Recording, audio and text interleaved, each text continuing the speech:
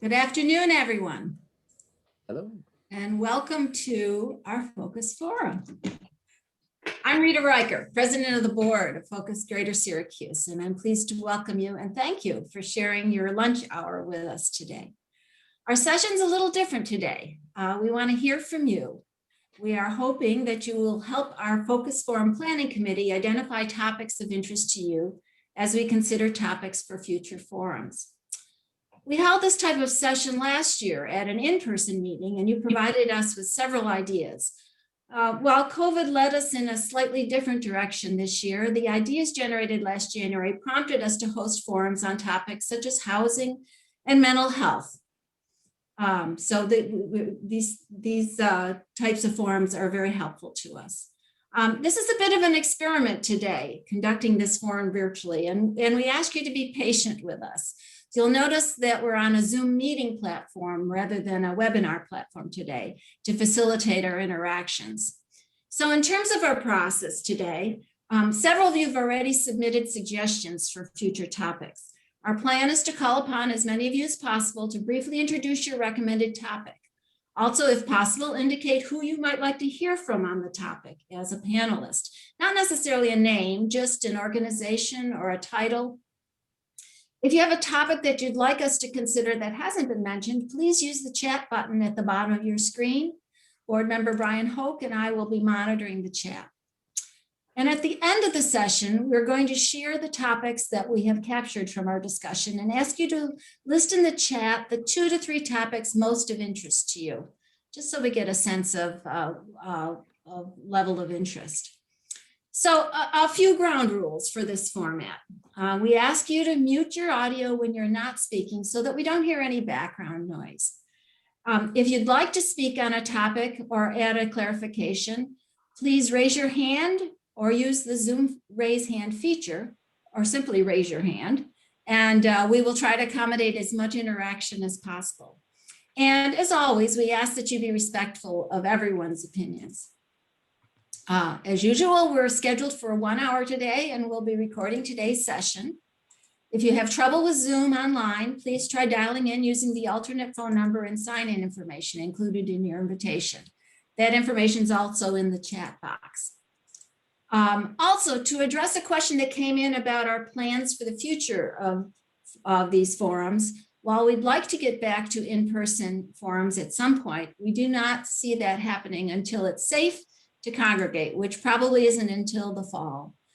We do try to schedule these forums on the third Friday, of the month, but we try to be flexible to accommodate our panelist schedules if that doesn't work for them. Now, let's give this a try. Brian, I'm going to turn this over to Brian. Thanks, Rita. And thank you, everybody, for joining us today. We're excited that we've received so many suggestions already, and we're going to call on people. Hope everybody's comfortable with that. If you're not, certainly that's fine to wave it off and tell me to move along. But I'll ask folks who sent suggestions in just to touch on their thoughts and then ask the group to share any thoughts they might have about that topic or topics. So let's get started. Let's try somebody else. Diana had a suggestion about local news organizations. Diana, is it Biro? B-I-R-O? Apologies if I'm pronouncing your name incorrectly. Yes, it is. Can everybody hear me? Yep. You can. Yes. Yes. Diana, thank goodness for your participation. Please go ahead. Well, I've been working a lot on Zoom. Yes, I had a couple of suggestions. One is about local news organizations. We know that some of our TV channels have been taken over. I believe Channel 9 is still independent, but I'd be interested, and we also know that papers have been going out of business, local papers. So I would be interested in hearing from some of our news folks, particularly television news, but maybe also newspaper journalists, about how they're gathering the news, some of the challenges they face, and what we can expect in the future. I know more news is going online, and I know one person in particular, Stan Lindhorst, probably many of us know him, who might be able to address that topic, although he may be busy now. Also, I thought of Syracuse and Central New York tourism. We may have done this before, but a lot of things have changed, and Central State CEO has a particular department devoted to tourism. And, we've been positioning Syracuse and Central New York as more of an area for tourism recently, and has become, at least before the pandemic, a larger part of the resources and revenues that we bring in. So I would be interested in hearing from somebody about where we are now and what's planned in the future when we get back to life more or less as normal. Gotcha. And both interesting topics in and of themselves outside of the pandemic, but I think coupled with, I'm sure, the challenges both of those sectors have seen, perhaps even more interesting. Thank you, Diana. That's great. Anybody want to comment on either of those potential topics? Add a suggestion, a twist on those that we might take some notes on in looking at future topics. This is Pete Worth. If I understood, Diana, what you were saying, I think it's the topic of news coverage is vital. For those of us that have been in the community for a number of decades, I think we've all seen the news hole shrink. And I think we've also, witnessed nationally, Washington, D.C., how the spread of, misinformation or lies or false information, whatever you want to call it, how dangerous that is. So, yeah, I think, a session on local news media is important. Thanks, Pete. Good to see you. Thank you. I'm at a coffee shop, risking death. Anybody else want to come in on that topic before we move to somebody else? Marilyn? Yeah, I would just add to that the local newspapers, penny saver Scotchman type newspapers. I'm not sure which one's still around.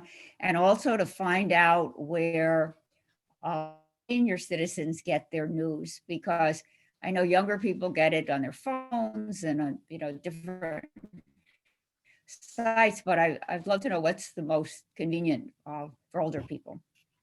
Interesting. Thank you. Anybody else? Yeah. Oh, Casey? Diana? Oh, sorry. Go ahead, please. 1 second. Casey, you just muted yourself.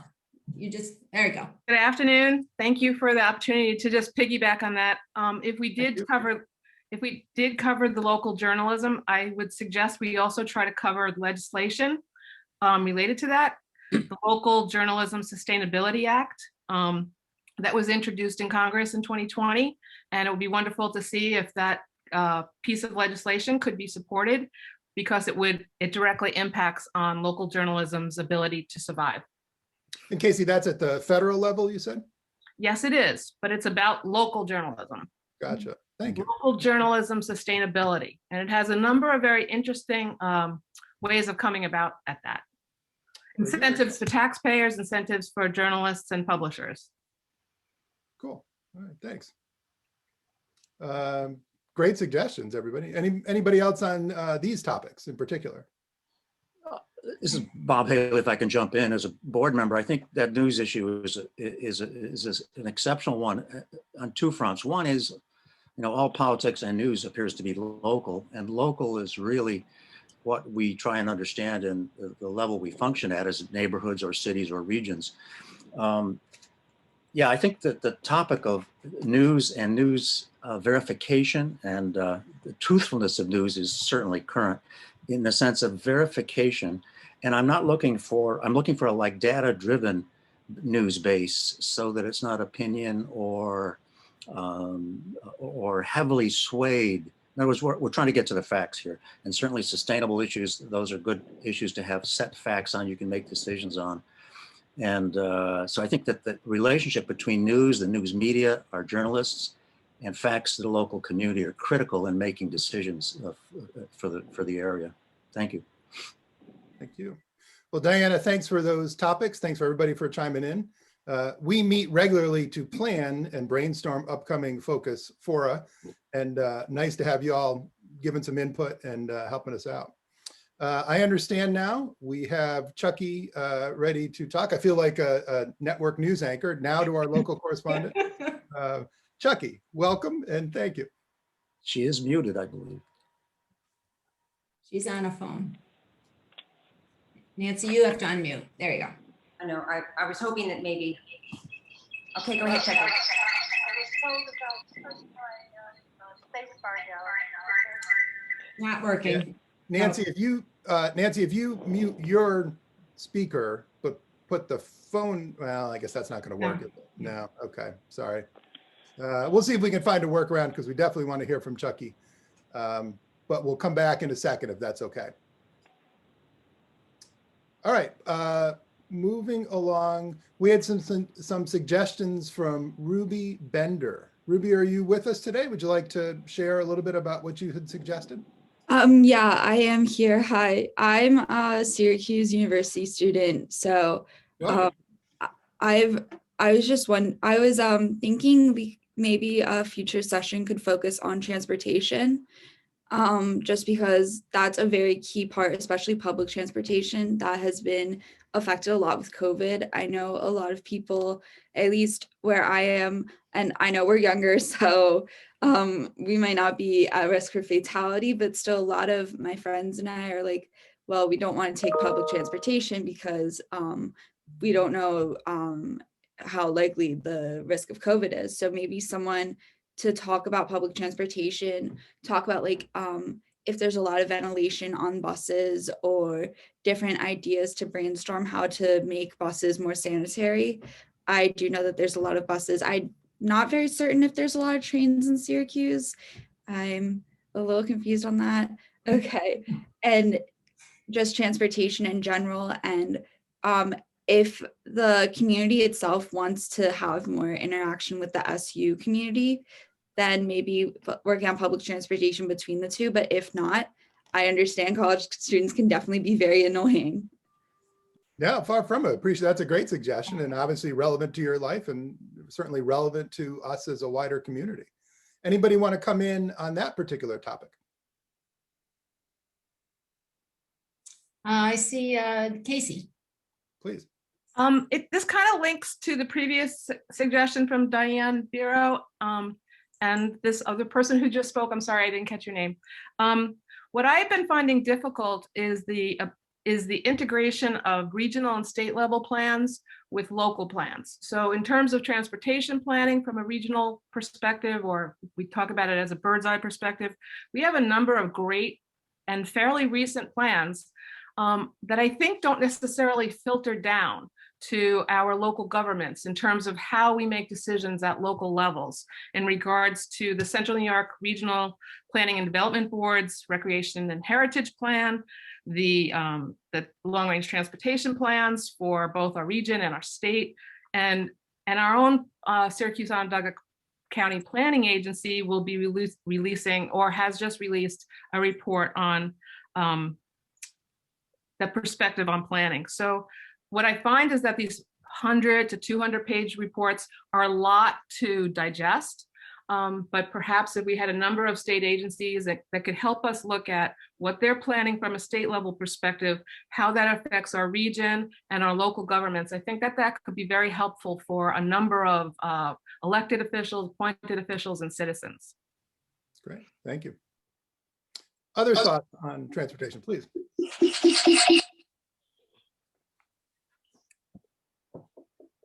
Oh, Peter. Another aspect of transportation, which I think is important and very topical. Can people hear me? Yes. Okay. Go ahead, Sorry. You know, is the issue of, I think, social justice and racism in America. I mean, public transportation, you know, by and large, um, does not get the, you know, the amount of resources that it should. I mean, I live in Fayetteville, and I don't rely on public transportation. And like most of us, probably we rely on our cars. And, you know, to me, it's the lack of resources for public transportation is partly a reflection, I think, of institutional racism in America. And that, I think, would be an important part of the conversation to have with the community. So it's another aspect of public transportation is really important. Yeah, great point.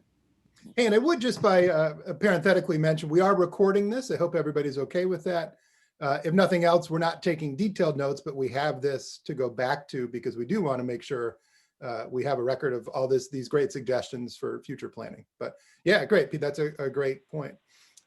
Ruby, can I ask, have you been at Syracuse long enough that you were using public transportation perhaps before the pandemic? I'm a freshman, so no, I also just added something to the chat. Sorry. I'm a freshman. This is my first year here, so I have not been around long enough, but I do agree with both points that were made. I definitely think, was it Peter that just spoke? Yes. I do think that talking about institutionalized racism would be really good, especially since if you look by the interstate, there's a lot of Black and Brown communities that are very low income. So how transportation would affect them, especially like bus routes, how they get to work, how they get to school. I don't really know where the local schools are because I haven't been here for long. Yeah, fair but enough. Yeah. Great, thank you. Andy. You need to unmute. Yeah. I just wanted to mention, and I don't remember the details, maybe you do, Rita, that forum on transportation that's coming up in early March that Dee sent us the information on. I didn't know if we wanted to let people know that there is something coming up soon where people can have some input on transportation locally. Good point. Dee, can you put that in the chat? The information on I think it's SMTC is holding. Yes, I think it was. Yeah. Great. Chucky, looks like Chucky, you need to unmute yourself, Chucky. Let's try this again. Sorry.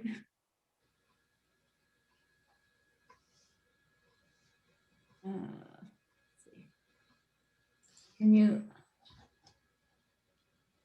Chucky was also going to be on the phone, so. I think the host can unmute her. And I unmuted. Have you got there?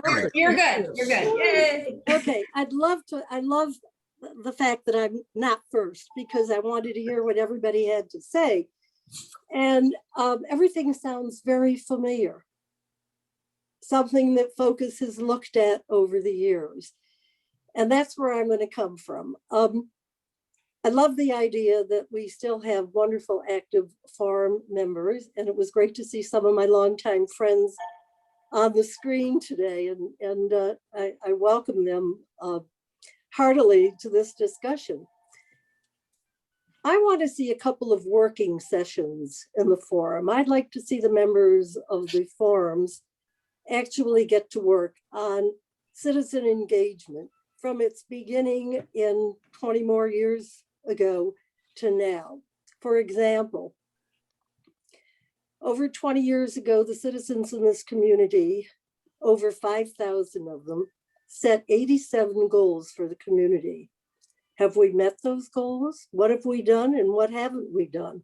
Are some of them still relevant? I know transportation was definitely one of them. And I know we also had at least 6 what we called citizen strategic action committees. And in the one on sustainability, I recall very well that we did a whole segment on transportation. So here's my thought. My thought is to share the 87 goals, break up into groups, have people say, well, I think this was done and this was done, but boy, we haven't even touched that goal. What can we do about it? And is it still relevant? Maybe it's not. Maybe we need some new goals.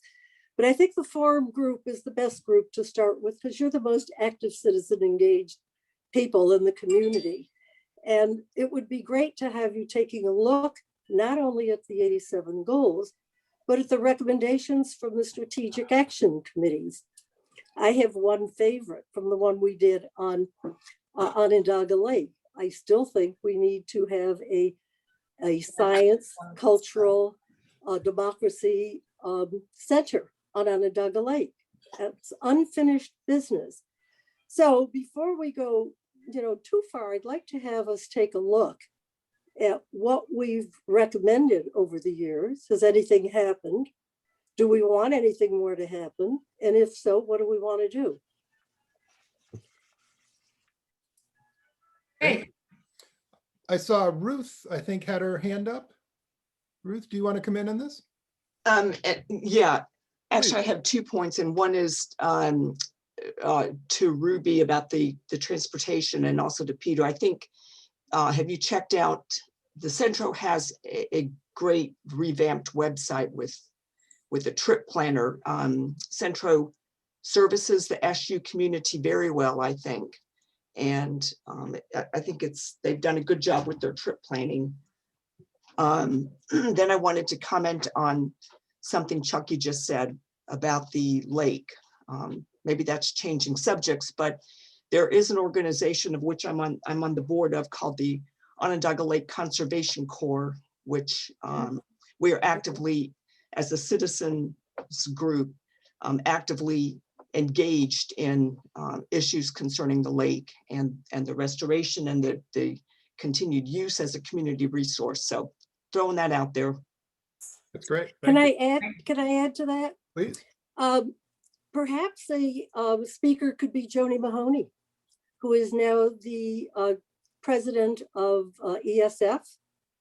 ESF was granted $22 million for a science center a number of years ago by the state of New York to build a science and environment center, which might include also an Indian cultural center.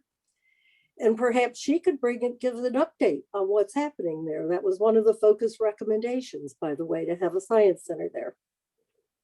So I recommend Joni Mahoney as one of your speakers to bring you up to date on the lake issue. And she would certainly bring a wealth of interesting other perspectives to it in addition. Exactly. And she has also seen the focus report, the background report on the Science Cultural Center. Gotcha. I see Diana and Ruby both have their hand up. Diana, you want to go first and then Ruby?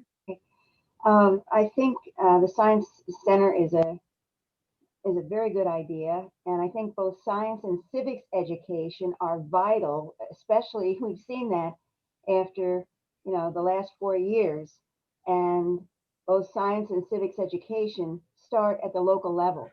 So I support that suggestion, and also think it's a good idea to look back at the list of projects that was compiled some years back by Focus. Citizen engagement generally. Thank you. Ruby, do you want to come in?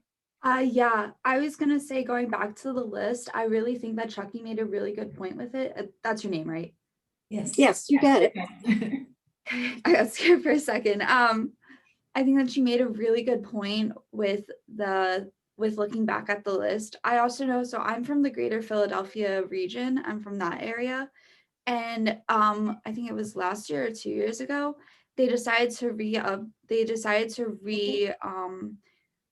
update the People's Constitution in Philadelphia that was originally made, I don't know, 80 years ago or something, by the people of Philadelphia. They opened it up to the public through a university. The professor who focused on urban planning opened it to the public and let everyone, like, you could sign up. You didn't need to be a student at the school. You could be anybody. So that might be a good idea. Once everyone looks at the goals, just look at it and say, well, what is there, and is there anything that's changed with the times? 20 years ago, there wasn't the same technology as there is now. So how could that change? How could the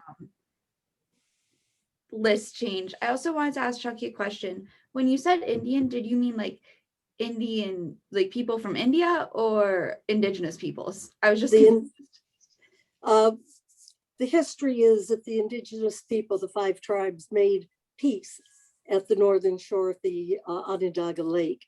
It's a sacred lake to the Native Americans, the 6 tribes now, the Haudenosaunee Nation, and they are very interested. They do have a museum near the lake now, but certainly something that would be connected right on the spot, if possible, where they made their peace. That's very interesting to them as well. By the way, Philadelphia and Syracuse did their original goal setting around the same time. So we were watching Philadelphia's. I think they were watching us. And Ruby, just for the discussion, the Onondaga Nation was the model for the birthplace for democracy. So the concept that we're concerned about here is both the Onondaga people that are still here, and it was the center of their region. And historically, this is where they made their peace and formed the basis of a balanced democracy between their different tribes over hundreds of years. All right, let's get some other voices in and make sure we get a chance to hear from lots of people. But I will say, these are challenging times, right? We're all suffering under things we hadn't before, but hearing Chucky's voice and seeing her face sure brightens my day, I'm sure. Thank you very much. All right, we had a suggestion from John Prisaporia. John, apologies if I'm mangling your name, but are you on? Would you like to share I think I addressed John's question in my introductions. He was curious about the degree to which we're going to be virtual. Oh, gotcha. Yeah, that's correct, and I appreciate that, Rita, to say that. I was, curious, because Greening USA does a forum once a month as well, which we call Green Bag Lunch, and we're always trying to avoid overlap and or duplication. So, under this whole virtual thing that's happened in the past year, I've seen the focus forums have moved from 8 in the morning, and I don't even remember which day of the week it was. I think it was Friday morning at 8 o'clock or something like that, really early in the morning. And now it's migrated to noon. Greening USA's Green Bag Lunches are usually at noontime as well, and typically the second Friday. So we do have that separation, although, like I mentioned, Rita, and you did as well, we can be more flexible since we have this online forum. We don't have to have a venue that we have to reserve and be at. So we've changed things a little bit on occasion. So we're just working to try to avoid overlap, and maybe also to avoid duplication of programs. I was going to comment earlier that the idea about local news, I had kind of like digested on that a little bit earlier in the fall, and was hoping to work towards that. So I'm all in favor of trying to see a forum on the news business. It's so important to our democracy and to sustainability. So I vote for that. So thanks. Thank you, John. We had a suggestion from Reginald Bragg about higher education. Reginald, do you want to share your thoughts? Reginald with us? Yeah, I'm here. Please, Hold go on ahead. just 1 second. Thank you all very much. Yeah, thanks for being here. Get my screen here. I'm sorry, Reginald, is it Bragg's plural? Yeah, Bragg's Pro. Oh, I apologize for getting your name wrong. No problem. Well, thank you all very much for this opportunity. And the thing I did bring up was about not only higher education, but also, certificate programs or any type of things that people can get involved in, during this pandemic, to try to better themselves. So I'm the director of SUNY Oswego Syracuse campus, which is right down at the Atrium building, right down in Clinton Square, which is like right in the middle of downtown. And so we, offer degrees in business, criminal justice, human development, and things like that. But we also have a facility there that if people want to come in and like people have been talking about, different things folks can do to try to get involved in the community with, getting certain certificates or having an event there where you're teaching a group of people, computer literacy skills or things like that. It's like a lot of times like this, there's things that are going on in people's life and they want to find an opportunity to try and do something for themselves or do something for their family. So we're a resource there. And then someone just recently brought up about students. Of course, we have, our students there are always willing to do things in the community to try to help the community, whether it's doing things at, a food bank or doing things, with philanthropy, volunteering to go out and do things. So we want to be a resource to the community and to the forum, in any way that we can. So I just wanted to make sure that that was brought up. And if there's anything else that we could do at the facility to help, we are more than willing to participate and do that as well. That's great. Thank you. Other thoughts on that topic, Bob? Just a quick one. Sorry, Regional Reggie, that's great to hear from you. Focus, and Chucky's going to smile at this too. We've had meetings at your venue, wonderful meetings, and wonderful participation over our 20 plus years. In your rooms, in your meeting rooms. Great. Hospitality has been great. We met the president of the SUNY system across the country, across the state. So thank you for rekindling that. We'll love to get more engagement going there. Thank you for that thought. And you can go ice skating right after. That's right. Let's see, I see Ruby's got her hand up. Sorry. When you said talking about how you open up different different opportunities to the community of Syracuse at the SUNY Oswego Syracuse campus, that's like in the heart. It reminded me of, I've been trying to find this study article for like 2 years now. I need to email my high school teacher. He showed us a video. I think it was by NPR or maybe BBC, but it was how a lot of people have and professors have developed programs that teach liberal arts to people, and it also along with financial literacy to people in communities where they're more likely to be uneducated, have a high school degree or less, could possibly be in prison because of our ginormous prison population, which is a whole nother thing. So I was just thinking it would be really cool if there was a way to kind of open up that too to the public. Maybe it could be a program that is worked on where it just teaches different types of art history, just history in general, because that provides, the basis is that it provides confidence for people to then advocate for themselves and talk about just random things and start a conversation that can then help along with trying to get a job, trying to get higher pay, because you have that confidence. You don't feel like you're not smart enough to be there. It's just a thought though. Great, thank you. Anybody else want to come in on that? Nancy, I can't see, I see the hand go up. Well, I have a different topic. Okay. Chucky, I thought had her hand up. Chucky, did you want to comment? This is on this topic, yes. Please. Am I unmuted?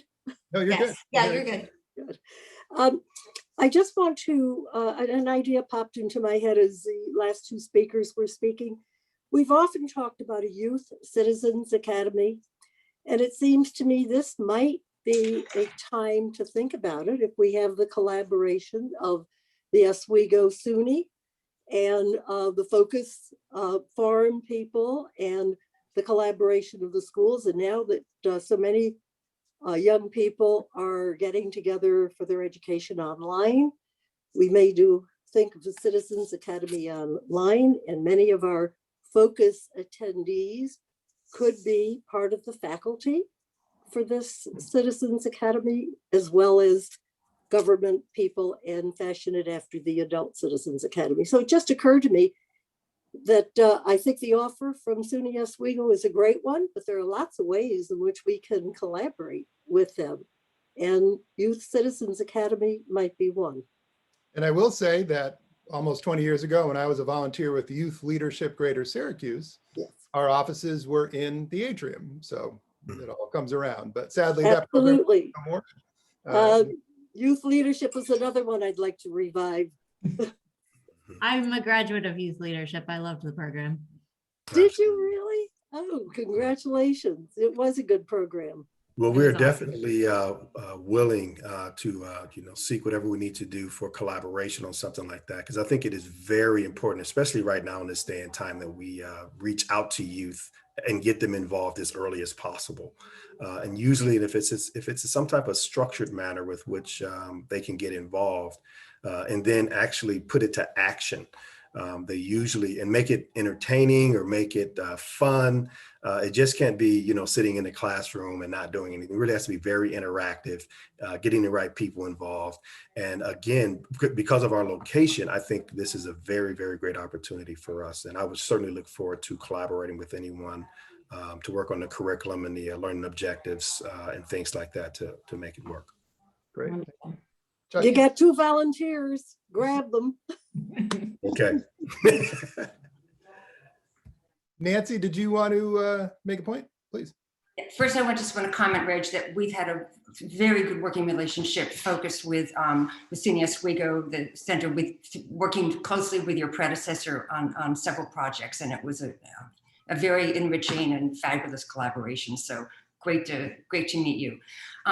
We mentioned technology several times here, and COVID has made it very clear that it needs to be utility, right? Everyone becomes a right. If you're going to access a job, you can access other people. If you're going to have access to healthcare, it's fundamentally something everybody needs. And we know about the digital divide.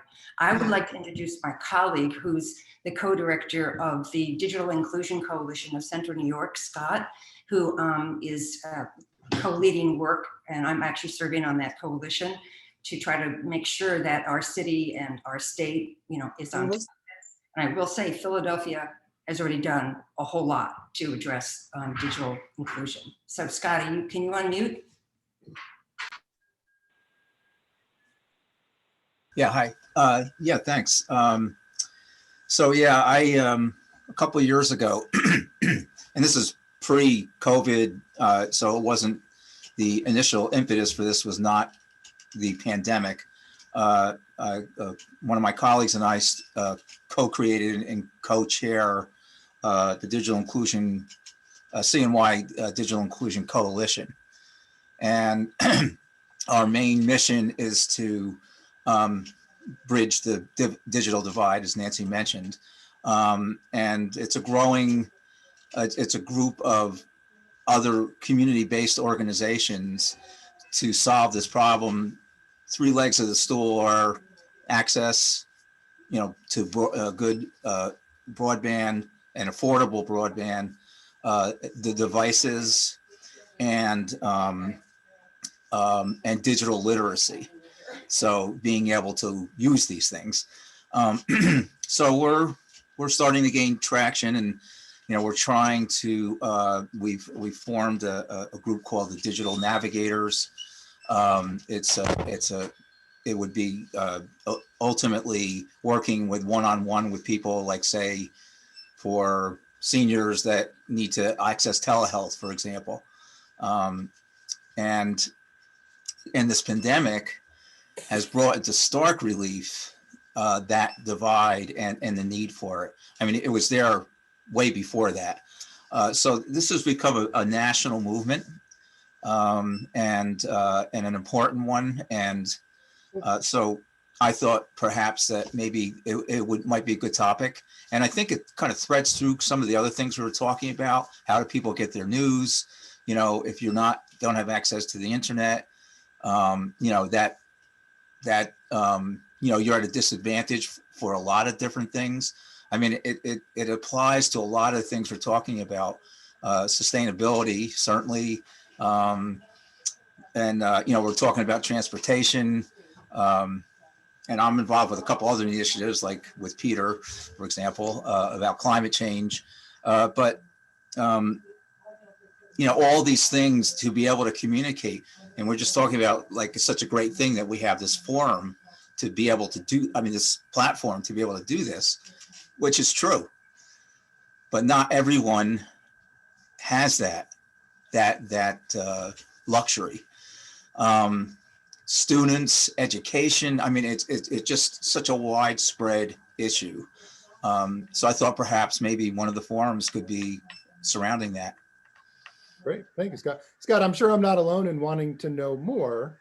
Do you have stuff online you could put in the chat, a URL or something you could? Yeah, we do have a website, and it does describe our mission and like a strategic plan. And we could, I think we could get you on an email list if you're interested. I'll put my email in there as well. Great, all right, thank you, appreciate that.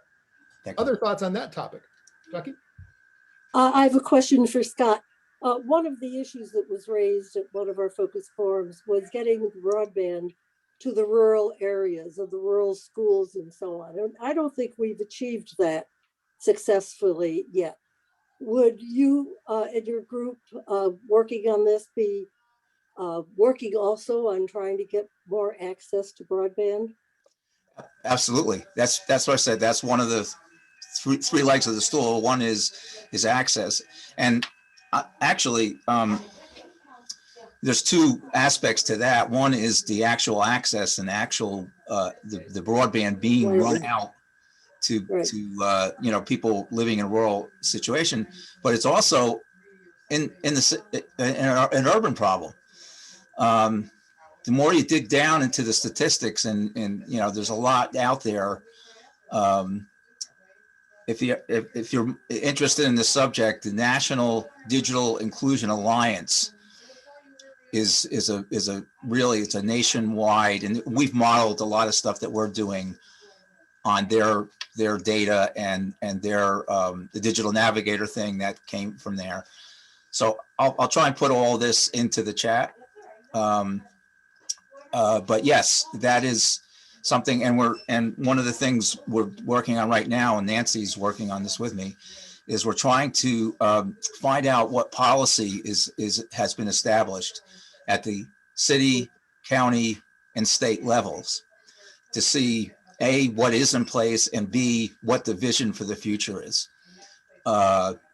in terms of access and affordable broadband. So that, yes, that's definitely a focus. Scott, I have a question for you as well. You know, we talk about the digital divide. Unfortunately, many of our kids are, you know, learning from home. But we also find that a lot of the parents are responsible for assisting them with learning from home. And some of them do not have the computer skills, very simple computer skills, but for some reason, no fault of their own, you know, they don't have that literacy. Now we're in a pickle here at the Syracuse campus because we don't really have a lot of face-to-face, you know, classes right now because of the pandemic, but the parents really need to get this type of education, if you will, so they can learn how to use the computer skills, but they really can't do it through an online environment because they don't really have the computer skills, right? There's the rub. Yes. No, but I think we need to try, if possible, to figure out a way that, from our perspective, from SUNY Oswego at our campus, to see if there's some way, if we could get a cohort of parents who need these computer skills, and then you all would provide the lessons, then we could try to provide the space. And I would have to work with my my administration and things like that to see what the type of waivers we would have to do whatever we could, because there's such a gap right now that I'm seeing of parents who need to, they're trying to help their kids, but they really can't because they don't have. No, it's a problem. That's great. And that's, you know, we're trying to establish collaboration with all kinds of different groups. You know, we have people from, you know, Peace Incorporated now. We have somebody from Lemoyne that's working, also is working with the Literacy Coalition. And, you know, there's, like I said, there's so many different, you know, threads to this. Right. So as I said, I'm going to put my email and our website in the chat, and please contact me, and, you know, we can maybe set up a meeting just to further dive into some of these individual things.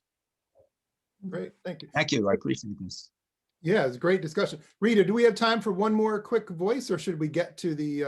Yeah, let's do one more, and then yeah. Very good. This is not a cat filter. This is an actual cat. Right? So apologies if this is inappropriate, but let's hear from one more person. Thank you to everybody for sharing your thoughts. David Ashley had a suggestion about downtown densification, redensification. David, you want to share quickly your thoughts? Yeah, it's a pretty elaborate thing, and I posted it. It involves the need for undoing the damage that we did back in the 1950s when people all moved to the suburbs and they tore down literally hundreds of buildings, maybe not hundreds, yeah, probably hundreds of buildings in downtown Syracuse for parking lots for all of the people that moved to the suburbs. And now, of course, with needing to change to renewable energy and to eliminate our carbon footprint by mostly by 2030 but completely by 2050, we need to reverse all of that. But how do you do that? And so how do you get all those parking lots back into apartment buildings? You'll remember, many of you do. I'm old enough to remember the 5 and 6 story red brick buildings and all of those things and everything that we tore down. Well, this is the future transportation system concept could be, and I posted a link in the chat for it, but it's a system where basically you would build three stations. It's like a commuter station, but it's not a parking lot. It's a parking garage. One might go in back of Wegmans, for example, and that's a 2,500 vehicle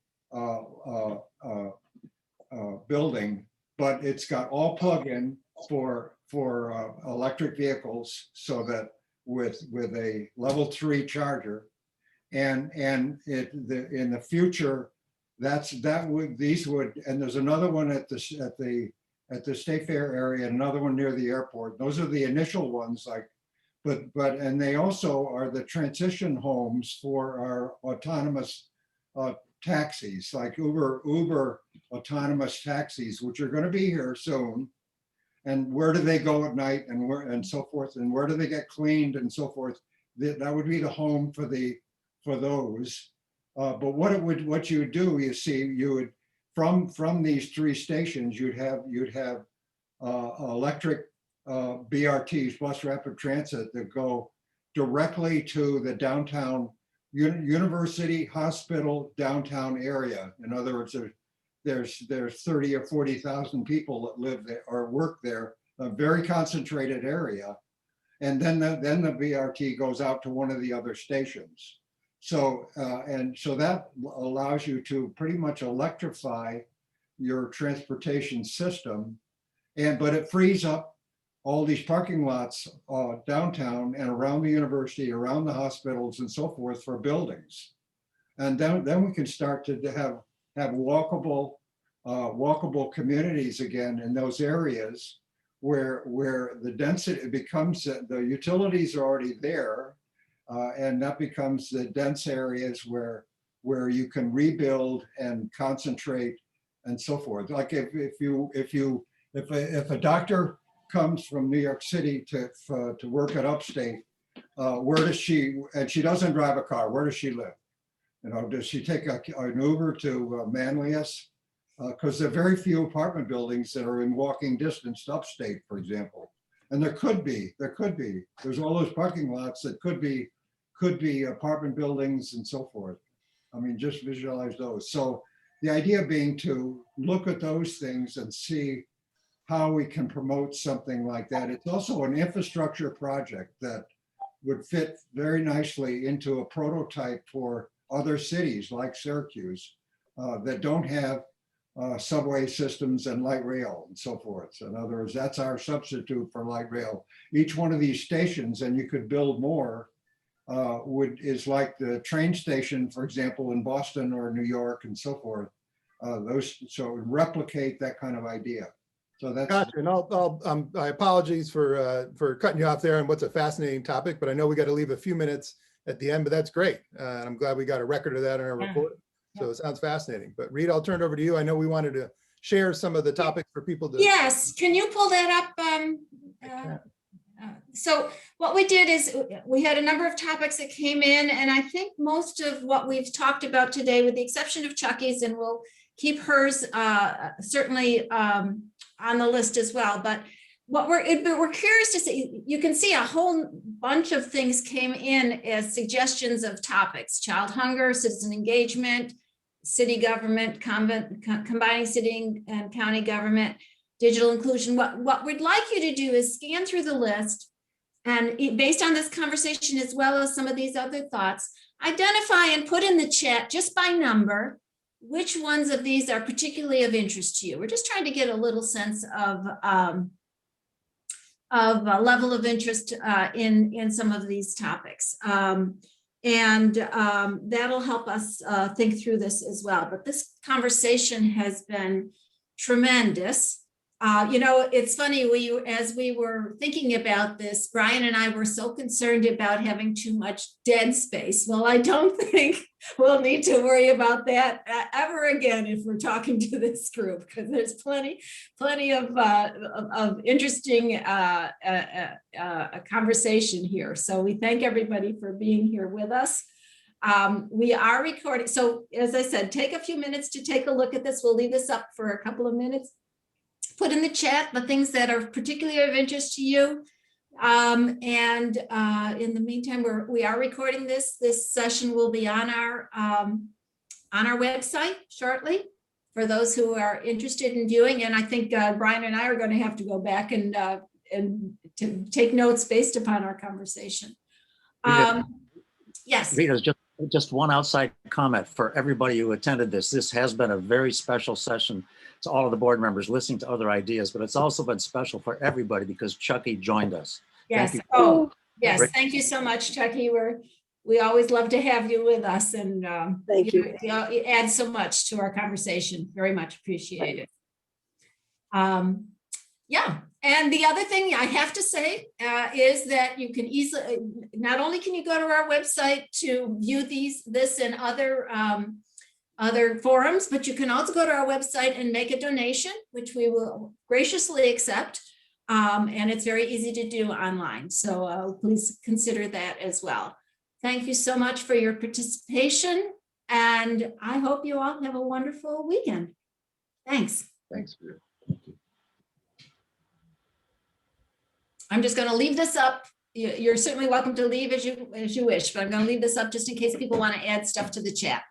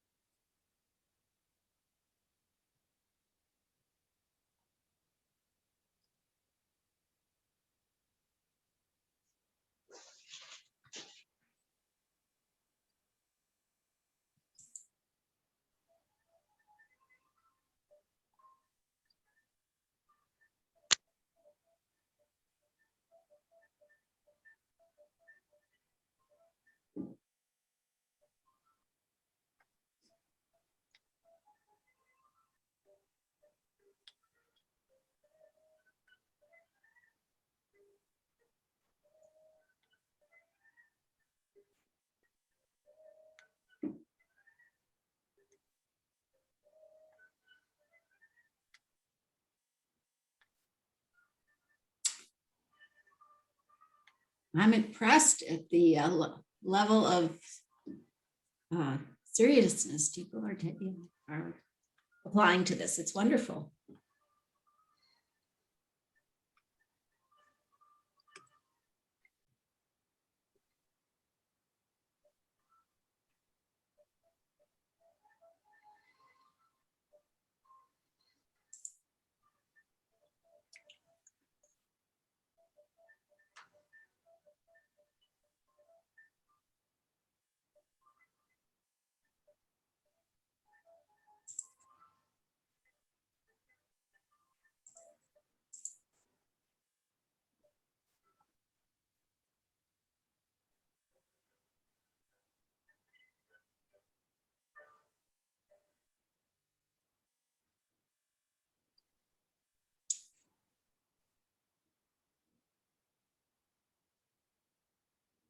Is there anyone who's still reviewing the list? Otherwise, I can close the session.